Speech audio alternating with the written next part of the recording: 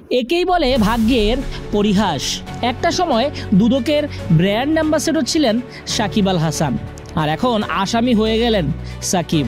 একসময় দুর্নীতি দমন কমিশনের অ্যাম্বাসেডর হিসেবে কাজ করেছেন 75, তবে এখন তার নাম সংস্থার আসামির তালিকায় উঠতে পারে।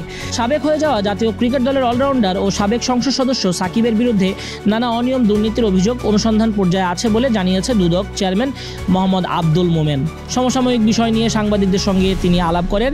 সাকিব এখনও দুদকের অ্যাম্বাসেডর আছেন কিনা এক সাংবাদিকের প্রশ্নে দুদক চেয়ারম্যান বলেন, আমাদের আশঙ্কা এমনও হতে পারে যে তিনি দুদকের আসামিও হতে পারেন, তবে বিষয়টি এখন অনুসন্ধানের পর্যায়ে আছে। অনুসন্ধানের পরে বিস্তারিত বলা সম্ভব হবে।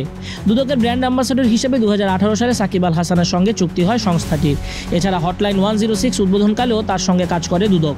বিভিন্ন অনিয়মের অভিযোগ উঠলে 2022 সালে সাকিবকে আর অ্যাম্বাসেডর না রাখার কথা জানিয়েছিল দুদক।